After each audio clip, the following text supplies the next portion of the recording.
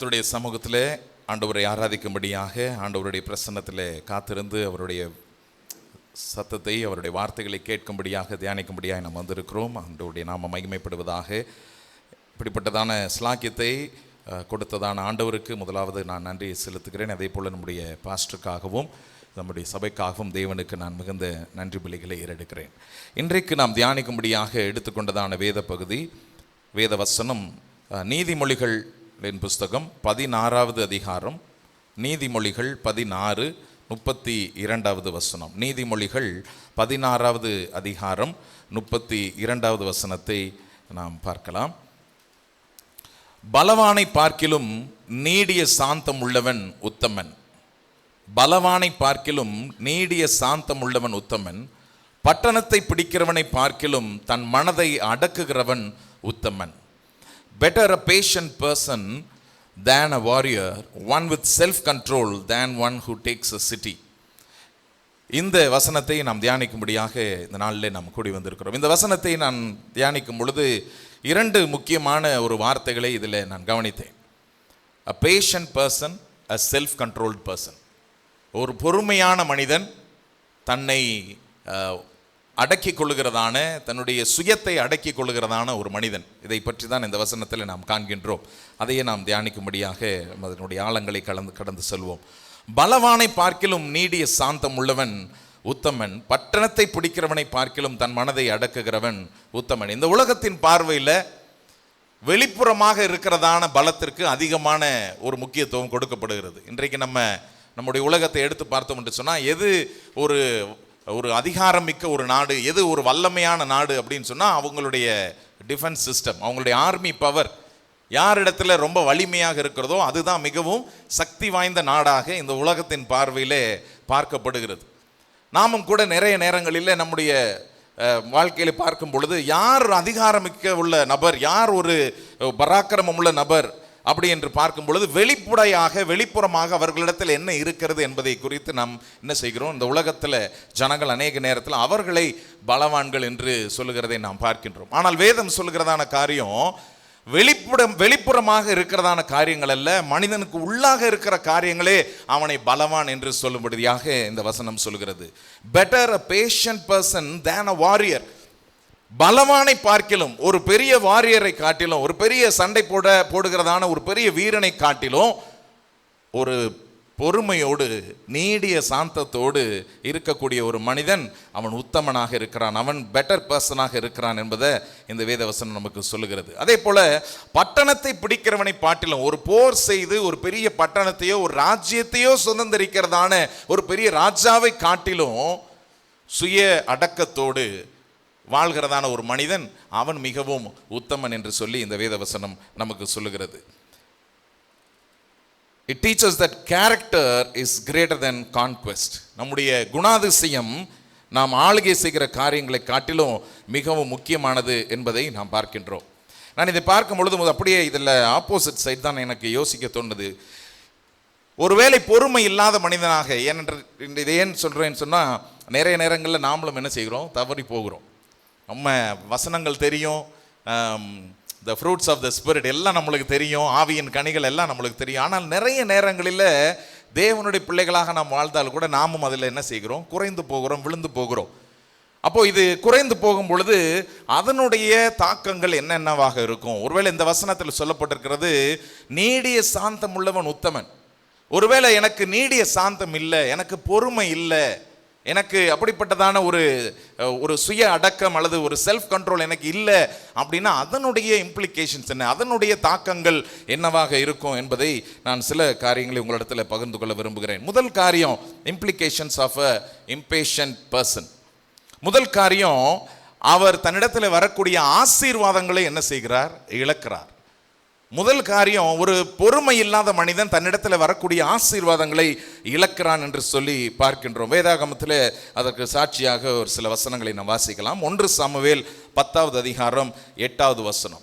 இந்த இடத்துல சாமுவேல் சவுலை பார்த்து அவரை அபிஷேகம் பண்ணி அவரை ராஜாவாக இஸ்ரவேல் ஜனங்களுக்கு அபிஷேகம் பண்ணின பின்பதாக சாமுவேல் சவுலிடத்தில் இந்த காரியத்தை சொல்லுகிறார்.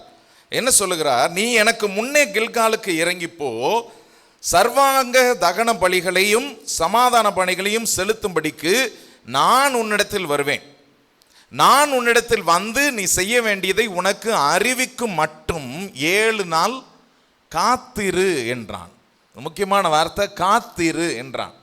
நான் வருவேன், நீ செய்ய வேண்டியது சர்வாங்க தகன பலிகளையும் சமாதான பலிகளையும் செலுத்தும்படிக்கு நான் உன்னிடத்தில் வருவேன். நான் உன்னிடத்தில் வந்து நீ செய்ய வேண்டியது உனக்கு அறிவிக்க மட்டும் 7 நாள் காத்திரு. அப்போ இந்த தீர்க்கதரிசி சொல்லுகிறதான காரியம், சவுலே நீ இதெல்லாம் ரெடி பண்ணி வை, தீர்க்கதரிசி ஆகிய நான் வந்து நீ என்ன செய்யணும் நான் உனக்கு சொல்ற வரைக்கும் நீ என்ன செய்யுங்க, பொறுமையோடு கூட காத்திரு அப்படின்னு சொல்லி பார்க்கின்றோம். ஆனால் மாறாக அங்க என்ன நடக்கிறது? அதே 1 சாமுவேல் 13வது அதிகாரம் 5-15 வரைக்கும் நம்ம வாசிக்கும் பொழுது அங்கே என்ன நடந்தது என்பதை நாம் பார்க்கின்றோம். 1 சாமுவேல் 13:5-15 நான் வாசிக்கின்றேன் உங்களுக்காக. பெலிஸ்தர் இஸ்ரவேலோடு யுத்தம் பண்ணும்படி 30,000 ரதங்களோடும் 6,000 குதிரை வீரரோடும் கடற்கரை மணலத்தனை ஜனங்களோடும் கூடிக்கொண்டு வந்து பெத்தாவேலுக்கு கிழக்கான மிக்மாசிலே பாளையம் இறங்கினார்கள். பெலிஸ்தர் இஸ்ரவேலோடு. அப்போ இங்க யாருடைய ஆர்மி ரொம்ப பவர்ஃபுல்லா இருக்குது? பெலிஸ்தருடைய ஆர்மி ரொம்ப இங்க பவர்ஃபுல்லா இருக்கு. இந்த இடத்துல பெலிஸ்தர் இஸ்ரவேலோடு யுத்தம் பண்ணும்படி 30,000 ரதங்களோடும், ரதங்கள் மட்டும் 30,000, 6,000 குதிரை வீரர்கள் கடற்கரை மணலத்தனையாய் ஜனங்களோடும் கூடிக்கொண்டு வந்து இப்போ யாரோட ஆர்மி ஃபைட் பண்றதுக்கு ரெடியா இருக்கிறாங்க? இஸ்ரவேலோடு ஃபைட் பண்றதுக்கு என்ன செய்யறாங்க? ரெடியா இருக்காங்க. மாறாக இந்த சைடு நம்மளுக்கு நம்ம சவுலோடு பார்க்கும் பொழுது அவனிடத்தில் இருந்ததான ஜனங்கள் வெறும் 600 பேர் மட்டுமே என்ன செய்தார்கள்? இருந்தார்கள் என்று சொல்லி பார்க்கின்றோம். இதை பின்னாடி வாசிக்கும் பொழுது நான் காண்பிக்கின்றேன். சவுலோ இன்னும் 7வது வசனம், எபிரேயரில் சிலர் யோர்தானையும் 6 அப்பொழுது இஸ்ரவேலர் தங்களுக்கு உண்டான இக்கட்டை கண்டபோது ஜனங்கள் தங்களுக்கு உண்டான நெருக்கத்தினாலே கெபிகளிலும் முட்காடுகளிலும் கண்மலைகளிலும் துருக்கங்களிலும் குகைகளிலும் ஒளித்து கொண்டார்கள். எபிரேயில் சிலர் யோர்தானையும் கடந்து காத் நாட்டிற்கும் கீலேயா தேசத்திற்கும் போனார்கள். சவுலோ இன்னும் கில்காலில் இருந்தான். சகல ஜனங்களும் பயந்து கொண்டு அவனுக்கு பின் சென்றார்கள். ஒரு பயத்தோடு நடுக்கத்தோடு கூட இருக்கிறாங்க. ஏனென்று சொன்னா இங்க பெலிஸ்தர் மிகப்பெரிய சேனையோடு கூட இஸ்ரவேலரை வந்து தாக்கும்படியாக ஆயத்தமாக ரெடியாகி என்ன செய்திருக்கிறாங்க? வந்திருக்கிறாங்க. அப்பொழுது சவுல் சர்வாங்க தகன பலியையும் சமாதான பலியையும் என்னிடத்தில் கொண்டு வாருங்கள் என்று சொல்லி சர்வாங்க தகன பலியை செலுத்தினான் என்று சொல்லி 9வது வசனத்திலே பார்க்கின்றோம். சவுலிடத்துல சாமுவேல் சொன்னதான காரியம், இது எல்லாத்தையும் நீ ரெடி பண்ணி என்ன செய்ய வச்சிரு, நான் வருகிற வரைக்கும் நான் என்ன சொல்லணும், நான் என்ன சொல்றேனோ அதை நீ செய்யும்படியாக அது வரைக்கும் நீ என்ன செய்திரு, காத்திரு என்றார். ஆனால் இவர் என்ன செய்தாரு? ஜனங்கள் எல்லாம் பயப்பட ஆரம்பிச்சாங்க. அவரிடத்துல இருக்கிறதான மற்றவர்களும் அவனை விட்டு விலகி போக ஆரம்பிச்சதான பயத்துல அவர் என்ன செய்தார்? சர்வாங்க தகன பலிகளை கொண்டு வர சொல்லி அந்த சர்வாங்க தகன பலிகளை செலுத்தினான்.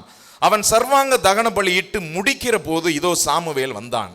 சவுல் அவனை சந்தித்து வந்தனம் செய்ய அவனுக்கு எதிர்கொண்டு போனான். நீர் செய்தது என்ன என்று சாமுவேல் கேட்டதற்கு சவுல், ஜனங்கள் என்னை விட்டு சிதறி போகிறதையும் குறித்த நாட்களின் திட்டத்திலே நீர் வராததையும் பெலிஸ்தர் மிக்மாசிலே கூடி வந்திருக்கிறதையும் நான் கண்டபடியினாலே கில்காலில் பெலிஸ்தர் எனக்கு விரோதமாய் வந்து விடுவார்கள் என்றும் நான் இன்னும் கர்த்தருடைய சமூகத்தை நோக்கி விண்ணப்பம் பண்ணவில்லை என்றும் எண்ணி துணிந்து சர்வாங்க தகன பலிகளை செலுத்தினேன் என்றான். அவன் என்ன சொல்றான்? அவனுடைய சூழல்களை எல்லாம் சொல்றான். ஆண்டவர் ஒரு தீர்க்கதரிசியின் மூலமாக தேவனுடைய வசனத்தை கொண்டு அவரிடத்தில் சொல்கிறார், இதைத்தான் நீ செய்யணும், நீ அது வரைக்கும் பொறுமையோடு கூட என்ன செய்திரு, காத்திரு என்று சொல்லுகிறார். இவர் தன்னுடைய சூழல்களை எல்லாவற்றையும் விளக்குகிறார்.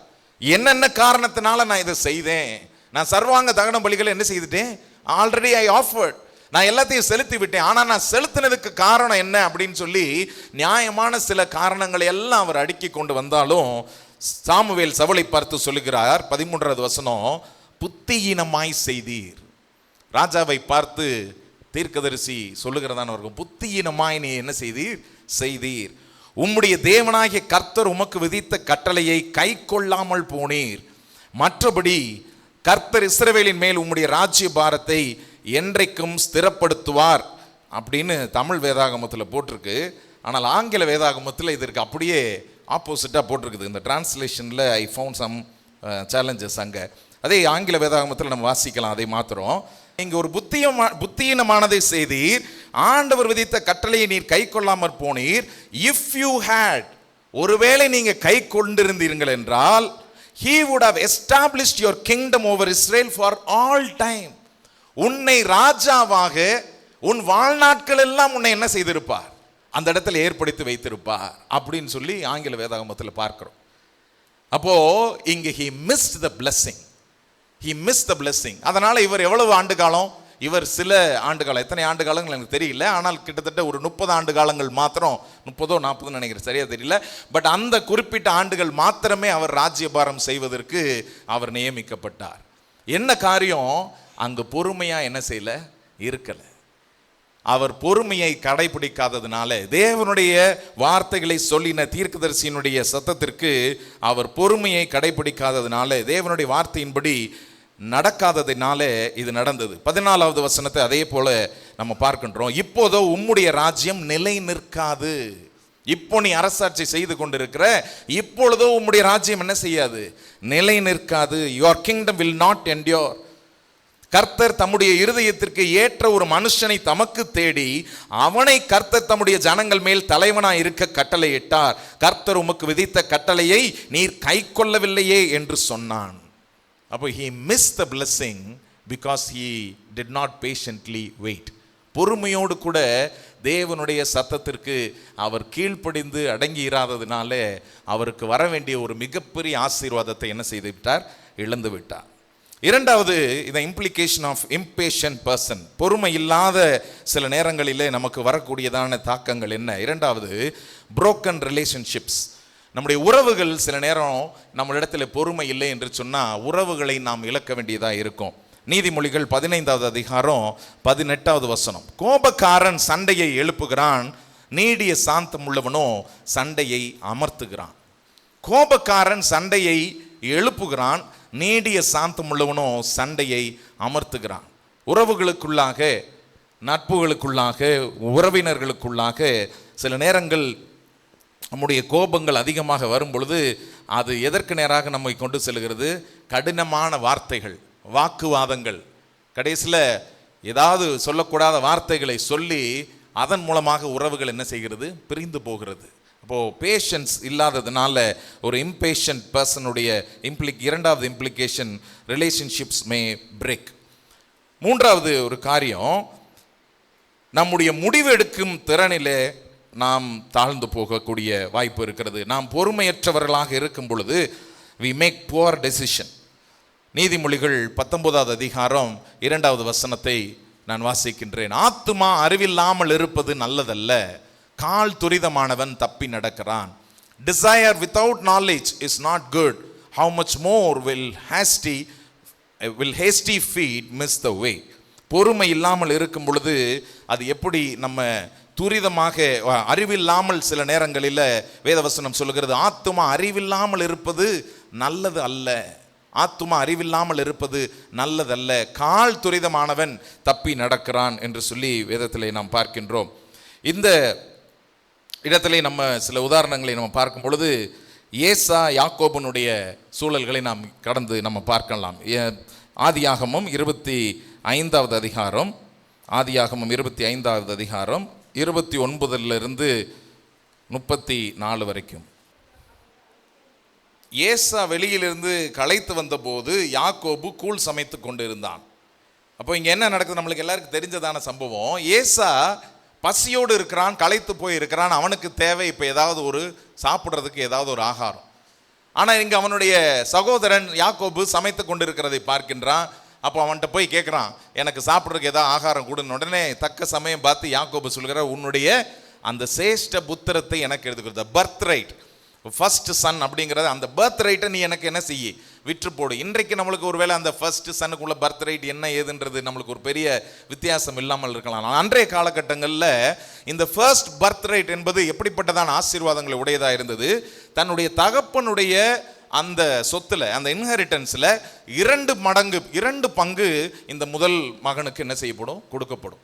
2 பங்கு அவனுக்கு கொடுக்கப்படும். அது மாத்திரமல்ல, அவனுக்கு தகப்பனுக்கு அடுத்தபடியாக அந்த குடும்பத்திற்கு தலைவன் என்கிறதான அதிகாரமும் அந்த சேஷ்ட புத்திர பாக்கியத்தில் இருக்கிறது. அப்போ இரண்டு காரியம். அப்போ அந்த காலகட்டங்களை நம்ம யோசிச்சு பார்க்கலாம். பழைய ஏற்பாட்டு காலகட்டங்களில் அவர்களுக்கு இருந்த குடும்பம் மிகப்பெரியது, வேலைக்காரர்கள் மிகப்பெரியது, அவர்களிடத்தில் இருந்த ஆடு மாடுகள் மிகப்பெரியது, அவர்களிடத்தில் இருந்ததான வயல்கள், அவர்களுடைய பொறுப்புகள், சொத்துக்கள் எல்லாம் மிக மிக பெரியது. அப்போ அப்படிப்பட்டதான ஒரு புத்திர பாக்கியத்தை ஏசா பொறுமை இல்லாததுனால ஒரு கூழுக்கு என்ன செய்துட்டான்? விற்று போட்டுட்டான். He made a poor decision. தன்னுடைய பசியை அவனால் என்ன செய்ய முடியல, பொறுமையோடு காத்திருக்க முடியவில்லை. அந்த சந்தர்ப்பத்தை யாக்கோபும் பயன்படுத்தி கொண்டார். அப்போ இந்த சேஷ்ட புத்திர பாக்கியம் என்பது 2 மடங்கு அவருக்கு ஒரு ஆசீர்வாதமும் அந்த குடும்பத்தின் தலைவர் என்ற அந்த அங்கீகாரத்தையும் அந்த கூலிலே இழந்து போனதை நாம் பார்க்கின்றோம். The implication of an impatient person, 3வது காரியத்தை நாம் பார்க்கின்றோம். அதே நேரத்தில் பொறுமையோடு கூட இருந்ததான ஜனங்கள் எப்படி தேவனுடைய ஜனம் ஆசீர்வதிக்கப்பட்டது, பொறுமையோடு கூட காத்திருந்ததான தேவனுடைய ஜனம் எப்படி ஆசீர்வாதத்தை சுதந்தரித்தது என்பதை சில உதாரணங்களிலே நாம் பார்க்கலாம். முதல் உதாரணம் நான் தாவீதை எடுத்திருக்கிறேன்.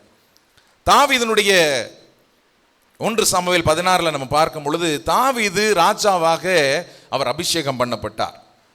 ஆனால் அபிஷேகம் பண்ண உடனே அடுத்த வருடமோ அல்லது உடனடியாகவோ அவர் ராஜாவாக மாறல. It took 15 years for him to become the actual king. அவருடைய ராஜ்யத்தில் அவர் அரசாட்சி செய்யும்படியாக அவர் உட்கார்வதற்கு கிட்டத்தட்ட 15 வருட காலம் எடுத்தது. இந்த 15 வருட காலத்திற்குள்ளாக அவர் கடந்து போனதான பாதைகள் என்ன? ஒன்று, அவர் கோலியாத்தை, அவர் அபிஷேகம் பண்ணப்பட்டார். தாவீது தான் ராஜாவாக வருவான் என்று சொல்லி அவர் மேய்ப்பராக இருக்கும் பொழுதே என்ன செய்யப்பட்டார்? அபிஷேகம் பண்ணப்பட்டார். ஆனால் அபிஷேகம் பண்ணப்பட்ட பின்பதாக அவர் ராஜ்யத்தில் உட்காரும்படியாக அந்த ராஜாவுடைய சிங்காசனத்தில் உட்காருவதற்கு முன்பதாக நடந்த காரியங்கள் கோலியாத்தோடு சண்டை போட்டதான காரியம். 1 சாமுவேல் 17 1 சாமுவேல் 18 23 வரைக்கும் நம்ம பார்க்கிறோம். ஒவ்வொரு முறையும் சவுலுடைய கைக்கு தாவீது தப்பித்து கொண்டே இருக்க வேண்டியதான சூழல். சவுல் அவரை விரட்டுகிறார், சவுல் அவரை கொல்லும்படியாக வகை தேடுகிறார். ஒவ்வொரு சூழல்களிலும் தப்பித்து செல்ல வேண்டியதான சூழல்கள். அடுத்து தாவீதுக்கு ஒரு வாய்ப்பு வருகிறது சவுலை கொல்வதற்கும். 2 முறை சவுலை கொல்லுவதிலிருந்து அவர் என்ன செய்கிறாரு? பொறுமையோடு காத்திருக்கிறார். அந்த இடத்துலையும் கூட என்ன செய்யலாம்? இம்மீடியட்டா ஒருவேளை அந்த ராஜாவை கொல்றதுக்கு உண்டான வாய்ப்பு தாவீதுக்கு இருக்கு. கொன்றிருந்தா ஒருவேளை உடனடியாக என்ன செய்திருக்கலாம்? ராஜாவாக ஆகியிருக்கலாம். ஆனால் அவர் காத்திருந்தார், பொறுமையோடு கூட காத்திருந்தார். தேவனுடைய அந்த நாளிகைக்காக, வேலைக்காக அவர் காத்திருந்தார். 2 முறை வாய்ப்பு கிடைத்தும் சவுலை அவர் கொல்லவில்லை. 25வது 1 சாமுவேல் 25 அபிகாயிலை திருமணம் செய்கிறதை நாம் பார்க்கின்றோம். அதன் பின்பதாக அவருடைய நெருங்கிய தோழனான யோனத்தான், சவுலனுடைய குமாரன் யோனத்தானை இழந்து போகிறதை பார்க்கின்றோம் சவுலோடு கூட. அதன் பின்பதாக ஒரு சண்டை, ஒரு போரையும் கூட இஸ்போசேத் அண்ட் அப்னேர் அவர்களுக்கு எதிராக ஒரு போரை, இதெல்லாம் முடிந்த பின்பதாகத்தான், இதெல்லாம் சுருக்கமாக சொல்கிறேன், நிறைய சம்பவங்கள் இருக்கிறது. ஆனால் இதற்கு இவ்வளவு காரியங்களையும் கடந்த பின்பதாகத்தான் தாவீது ராஜாவாக தன்னுடைய சிங்காசனத்தில் என்ன செய்தார்? உட்கார்ந்தார். அப்ப தேவன் நம்முடைய வாழ்க்கையில கூட சில ஆசீர்வாதங்களை, சில வாக்குத்தத்தங்களை நமக்கு கொடுத்திருக்கும் பொழுது அது நிறைவேறும் காலம் வரும் வரையில சில நேரங்களில் நாம் பொறுமையோடு காத்திருக்க வேண்டியது மிகவும் அவசியமாக இருக்கிறது. மற்றொரு அருமையான ஒரு உதாரணம் ஆபிரகாமுடைய வாழ்க்கை. ஆபிரகாமுக்கு தேவன் கொடுத்ததான ஆசீர்வாதம், உன் சந்ததியை பெருக பண்ணுவேன், இந்த சந்ததி தான் இந்த ராஜ்யத்தை என்ன செய்யும், வரும் ஆளுகை செய்யும் அப்படின்னு சொல்லும் பொழுது ஆபிரகாம் 75 வயதாக இருக்கும் பொழுது தேவன் அவருக்கு கொடுக்கிற ஒரு வாக்குத்தத்தம், அவர் கொடுக்கிறதான promise, I will give you an offspring. ஆனால் எத்தனை ஆண்டுகள் கழித்து குழந்தை பிறந்தது? சுமார் 25 ஆண்டுகள் கழித்து. 25 ஆண்டுகள் இந்த சத்தியம், அந்த வாக்குத்தத்தம் நிறைவேறுகிற வரைக்கும் ஆபிரகாம் என்ன செய்ய வேண்டியிருந்தது? காத்திருக்க வேண்டியிருந்தது. ஆனால் இடையில சாராள் ஆபிரகாம் எடுத்த சில முடிவுகள் அவர்களுக்கே விரோதமாகவும் என்ன செய்தது? நடந்தது என்பதை பார்க்கலாம். பொறுமை இல்லாமல் எடுத்த சில முடிவுகள் அவர்களுக்கே விரோதமாகவும் இன்றைக்கும் அது நம்முடைய இந்த உலகத்திலே ஒரு சவாலாக இருந்து கொண்டிருக்கிறதை நாம் பார்க்கின்றோம். நம்முடைய நேரங்கள், நம்முடைய திட்டங்கள், நம்முடைய பிளான்ஸ் ஒரு சைடு இருந்தாலும் தேவன் சகல காரியங்களுக்கும் ஒவ்வொரு காலகட்டங்களை என்ன செய்து வைத்திருக்கிறார்? நியமித்து வைத்திருக்கிறார். தேவன் ஒவ்வொரு காரியத்திற்கும் சில காலகட்டங்களை ஆண்டவர் நியமித்து வைத்திருக்கிறார் என்பதை நாம் காண்கின்றோம். நான் கடந்த வாரத்தில் பிள்ளைகளோடு கூட நான் பேசிகிட்டு இருந்தேன், இந்த நேற்றைய தினத்திலையும் நேற்று முன்தினம். அப்போ அவங்க என்னுடைய லைஃப்பை குறித்து எனக்கு கேட்டுட்டு இருந்தாங்க, நீங்கள் எப்போ இந்த மாதிரி இந்த பர்ட்ஸ் ஆஃப் கிரைஸ்ட்டுக்கு இப்படி ஆரம்பிக்கணும் அப்படின்ற முடிவுலாம் எப்படி இருந்துச்சு, எப்படி உங்களுக்கு இந்த ஆசை எல்லாம் வந்துச்சு அப்படின்னு கேட்டாங்க. அப்போ நான் சொன்னேன், நான் எங்கள் அப்பா வந்து ஈபியில் ஸ்டாஃபாக ஒர்க் பண்ணாங்க, அதனால் என்னுடைய இன்ட்ரெஸ்ட் எல்லாம் எப்படியாவது நான் ஒரு இன்ஜினியர் ஆகிடணுன்றது தான் என்னுடைய ஆசையாக இருந்தது. நான் 11th 12th எடுத்ததும் அதுக்காகத்தான் கம்ப்யூட்டர் சயின்ஸ் குரூப் எடுத்து நான் படித்ததும் எப்படியாவது நான் இன்ஜினியரிங் காலேஜ் போயிடணும் அப்படிங்கிறதுக்காகத்தான் நான் முயற்சி செய்து அதற்காகத்தான் நான் படித்தேன். ஆனால் நான் +2 முடித்த பின்பதாக அப்போது மொத்தமே தமிழ்நாட்டில் ஒரு 28 காலேஜ் தான் இருந்தது. அப்போ இன்ஜினியரிங் காலேஜில் சீட் கிடைக்கிறதுன்றது வந்து ரொம்ப கடினமான ஒரு காரியம். மொத்தமே 28 காலேஜ் தான் ஃபுல் தமிழ்நாட்டில் இருந்தது. அப்போ எனக்கு அந்தளவு ஃபீஸ் கட்டுறதுக்கும் மேனேஜ்மெண்ட் கோட்டாவில் போகிறதுக்கும் எங்கள் வீட்டில் வசதி இல்லை, அதனால் இன்ஜினியரிங் போக முடியல. தென் நான் வந்து சென்னையில் ஒரு மரைன் ரேடியோ ஆஃபீஸர்ஸ் கோர்ஸ் படிக்கிறதுக்காக சென்னையில் போய் 1 year கோர்ஸ்க்காக அங்கே போனேன்.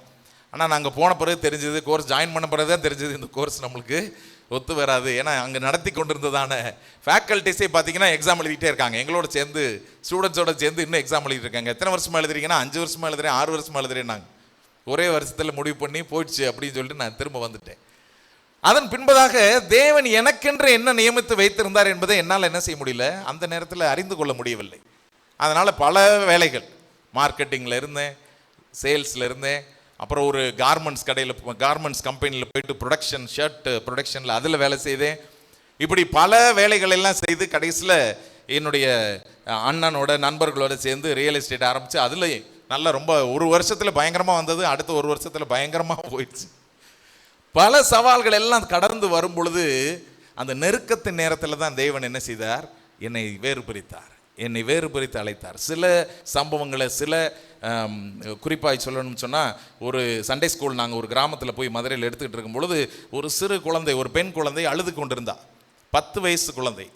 அவள் அழுது கொண்டு இருக்கும் பொழுது அந்த சண்டே கிளாஸ் முடிஞ்ச பிறகு நான் அவளிடத்துல கூப்பிட்டு கேட்டேன், என்ன சண்டே கிளாஸ் ஆரம்பத்துலேருந்து நானும் கதை ஜோக்காலாம் சொல்கிறோம், அதே மாதிரி பாட்டு நடத்தும் பொழுது ஆக்ஷன் சாங்ஸ்லாம் சொல்லித்தராங்க, எல்லாம் இருந்தாலும் அந்த பிள்ளை பின்னாடி உட்காந்து அழுது தேம்பி அழுதுகிட்டே இருக்கு. அந்த 45 minutes அந்த சண்டே கிளாஸ் ஃபுல்லாக. அது முடிந்த பின்பதாக அந்த பிள்ளையை முன்னாடி கூப்பிட்டு கேட்கும் பொழுது எதுக்கு அழுகிறா என்னன்னு சொல்லிட்டு நானும் என்னுடைய சகோதரியும் விசாரித்தோம். அப்போ சொன்னதான காரியம், எங்கள் அப்பா அம்மா என்னை ஸ்கூலுக்கு போக வேண்டான்னு சொல்லிட்டாங்க. ஏன் போக வேண்டான்னு சொல்லிட்டாங்க?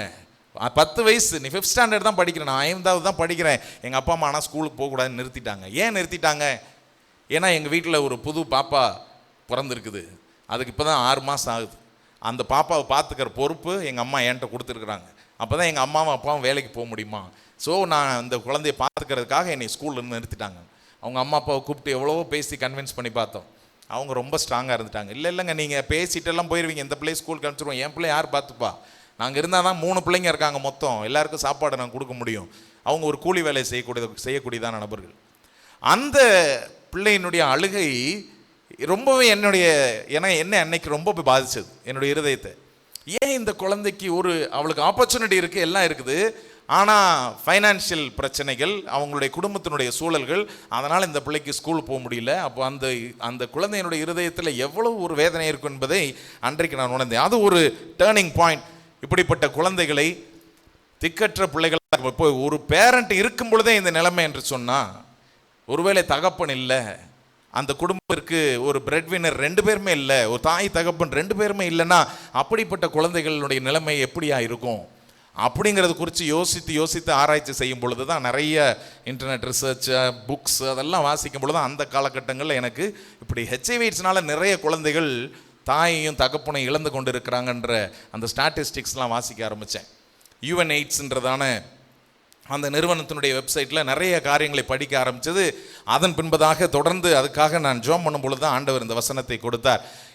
யாக்கோபு 1:27, திக்கற்ற பிள்ளைகளும் விதவைகளும் படுகிற உபத்திரவத்திலே அவர்களை விசாரிப்பதே தேவனுக்கு முன்பதாக மாசற்ற சுத்த பக்தியாக இருக்குது என்று சொல்லி அந்த வசனம் திரும்ப பல இடங்களில் நான் சபைக்கு செய்திக்கு போகும்பொழுது அந்த வசனம் வரும். ஏதாவது புக்கை எடுத்து வாசிக்க போகும்பொழுது அந்த இடத்துல அந்த வசனத்தோடு கூட இருக்கக்கூடிய சில புஸ்தகங்கள் என்னுடைய கண்களில் படும். இதை தொடர்ந்து தேவன் ஏதோ என்ன இடத்துல பேசி கொண்டிருக்கிறார் என்பதை உணர்ந்து அதை அன்றைக்கு நான் எடுத்துக்கொண்டேன். கிட்டத்தட்ட இப்போ 20 வருடங்களுக்கு மேலாக ஆகிறது. அப்போ சில நேரங்களிலே தேவன் நம்மை எதற்காக அழைத்திருக்கிறார் என்பது, அப்போ நான் இந்த ஊழியத்தை துவங்குவதற்கும் தேவன் எனக்கு கொடுத்த அந்த தரிசனத்திற்கும் இடைப்பட்டதான காலகட்டங்கள், அல்லது தேவன் எனக்கு முன்குறித்ததான காரியங்கள் நிறைவேறுகிறதற்கு பல ஆண்டுகள் நேரங்கள் என்ன செய்து காலங்கள் கடந்து போனது. சில நேரங்கள் நம்மளுக்கு தெரியாது, இதெல்லாம் நான் ரொம்ப பிளான்டா போனேன்னா நோ, அந்தந்த நேரங்களில் எது வந்ததோ அதன் வழியாக கடந்து போனேன். ஆனால் கர்த்தருடைய சமூகத்தில் காத்திருக்கும் பொழுது, அவருடைய சத்தத்திற்கு நாம் கீழ்ப்படியும் பொழுது, பொறுமையோடு கூட தேவன் நமக்காக வைத்திருக்கிறதை நாம் எடுத்துக்கொள்ளும்படியாக, நாம் சுதந்திரித்துக் கொள்ளும்படியாக நாம் காத்திருக்கும் பொழுது தேவன் சரியான இடங்களிலே நம்மை வழி நடத்துகிறதை நாம் பார்க்க முடியும். இந்த சரித்திர தேவனுடைய வார்த்தைகளில் நாம் பார்க்கிறோம், தாவீது எப்படி காத்திருக்க வேண்டியது இருந்தது. 15 ஆண்டுகள். ஆபிரகாம் தன்னுடைய சுதந்திரத்தை பெற்றுக்கொள்வதற்கு, தன்னுடைய ஒரே பேரான குமாரனை ஈசாக்கை பெற்றுக்கொள்வதற்கு எத்தனை ஆண்டுகள் அவர் காத்திருக்க வேண்டியது என்பதை நாம் பார்க்கின்றோம்.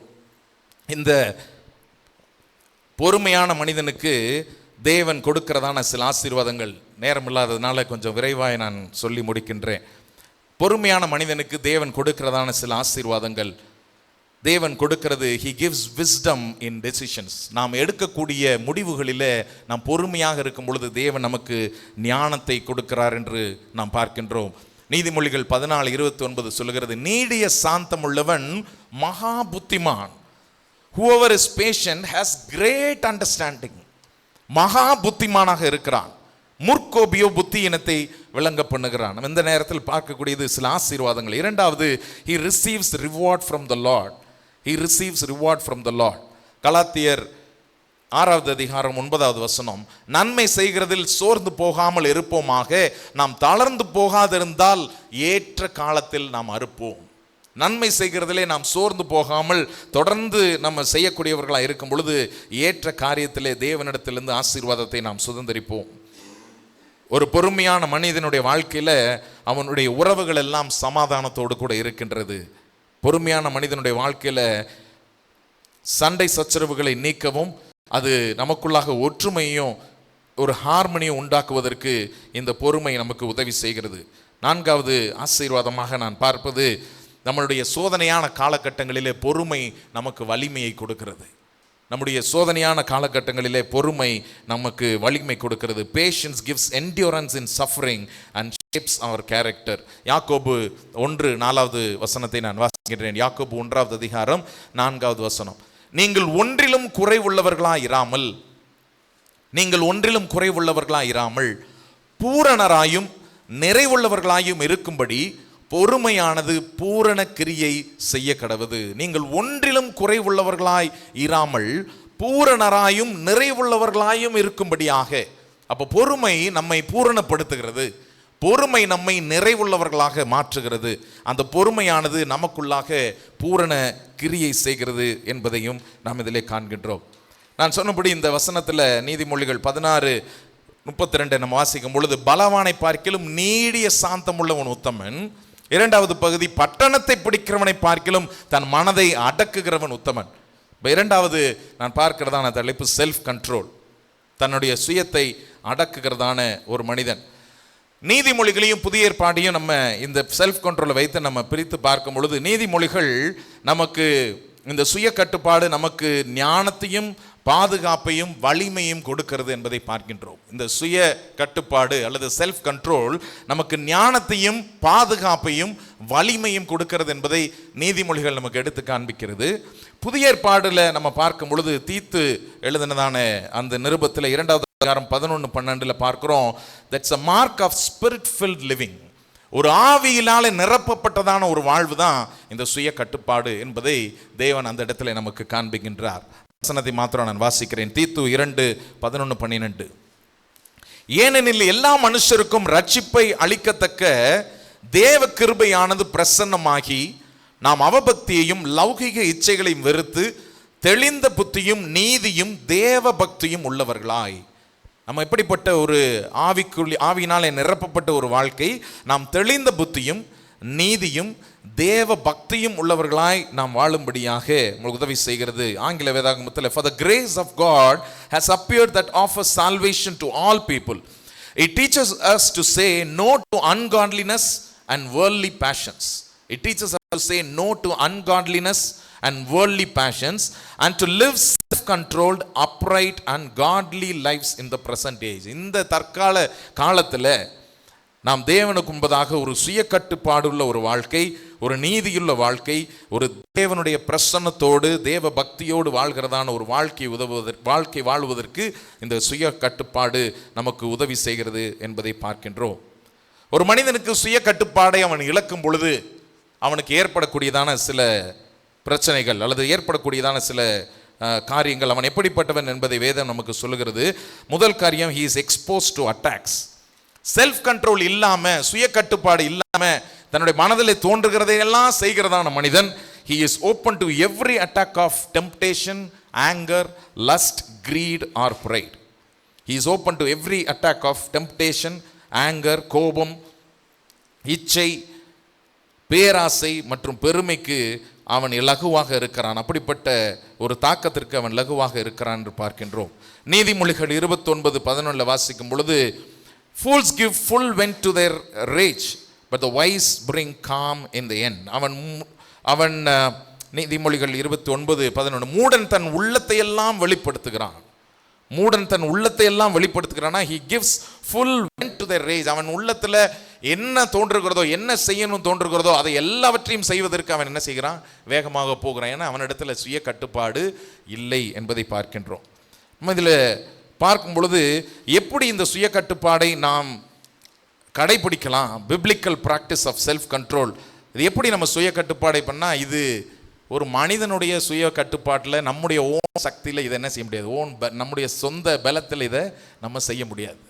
தேவ ஆவியானவருடைய அபிஷேகமும் கிருபையும் இந்த சுய கட்டுப்பாட்டிற்கு மிக மிக அவசியம். இது நம்மளுக்கு சிறு வயதிலிருந்தே நாம் தெரிந்து கொண்டது. அப்போ ஒவ்வொரு நாட்களும் தேவனுடைய சமூகத்தில் ஜெபத்திலையும் அவருடைய வார்த்தையிலும் நாம் காத்திருக்கும் பொழுது நமக்குள்ளாக ஏற்படுகிறதான ஒரு மாற்றம், அது நம்மை சுத்திகரித்து நம்மை தேவ சாயலாக மாற்றுகிறதற்குண்டாக இருக்கிறது. ஒரு கதையை சொல்லி ஒரு சிறிய கதை சொல்லி நான் முடிக்க விரும்புகிறேன். இது கதையை காட்டிலும் இது ஒரு ஒரு ஒரு எப்படி சொல்கிறது, ஒரு விதமான அடையாளம் என்று சொல்லி நம்ம பார்க்கலாம். ஒரு மனுஷன் ஒயிட் அண்ட் ஒயிட் போட்டுட்டு அவருடைய வீட்டில் இருந்து என்ன செய்கிறாரு, ஒரு பெரிய மீட்டிங் போகிறதுக்காக கிளம்புறார். அவருடைய வீட்டில் இருந்து அவர் கிளம்பி போகும் பொழுது அது ஒரு மாலை நேரமாக இருக்கிறது, ஒரு 7 மணி இருட்டான ஒரு நேரமாக இருக்கிறது.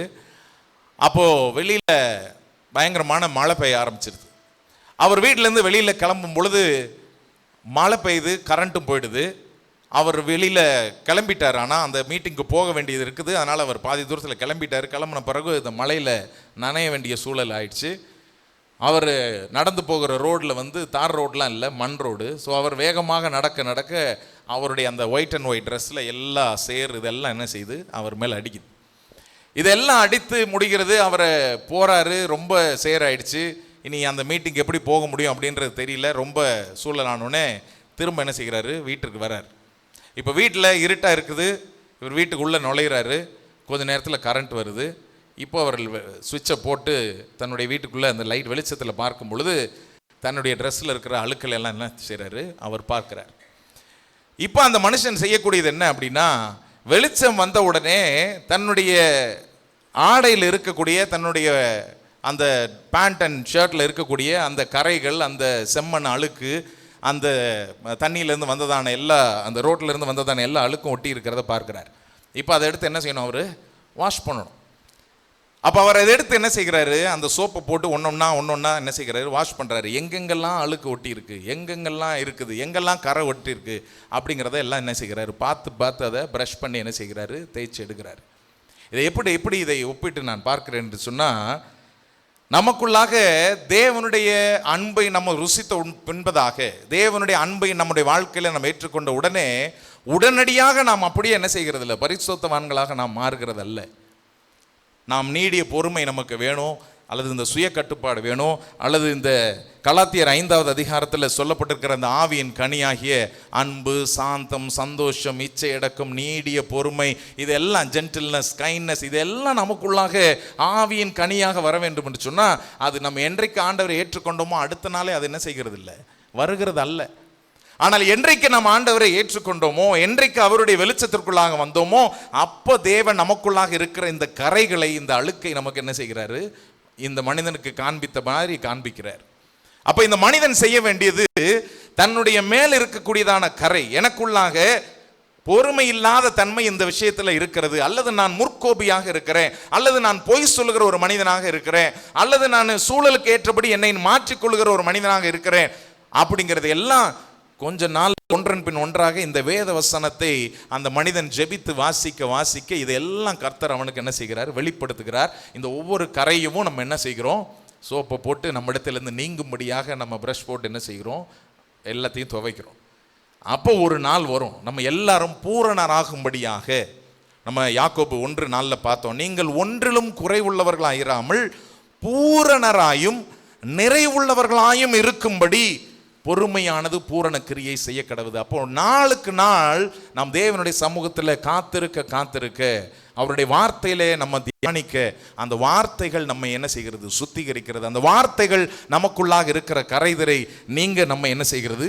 கழுவுகிறது என்பதை நாம் பார்க்கின்றோம். ஆகையால தேவனுடைய சமூகத்தில் இந்த வசனத்தினுடைய ஆசீர்வாதங்களை நாம், இந்த வசனத்தின்படி நாம் வாழ வேண்டும் என்று சொன்னால், ஆண்டவருடைய வார்த்தையின்படி அதில் இருக்கிற ஆசீர்வாதங்களை நாம் சுதந்திரிக்க வேண்டும் என்று சொன்னால், நீடிய சாந்தமும் தன் மனதை அடக்குகிறவர்களாகவும் நாம் வாழ வேண்டும் என்று சொன்னால், we have to rely on the Holy Spirit. We have to guard our heart. We have to practice prayer and fasting. We need to control our words and practice daily discipline. தினமும் ஆண்டவருடைய சமூகத்தில் காத்திருக்கிற ஒரு பழக்கத்தையும், நம்முடைய ஜெபத்தையும் உபவாசத்தையும் நம்முடைய வாழ்க்கையிலே நம்ம கடைபிடிக்கிறவர்களாக நாம் வாழும் பொழுது, நம்முடைய இருதயத்தை எல்லா காவலோடும் உன் இருதயத்தை காத்துக்கொள், அதிலிருந்து ஜீவ ஊற்று புறப்படும் என்று சொல்லுகிற வேதவசனத்தின்படியே நாம் ஆசீர்வாதங்களை சுதந்திரிக்க கர்த்தர் நமக்கு உதவி செய்வார். கண்களை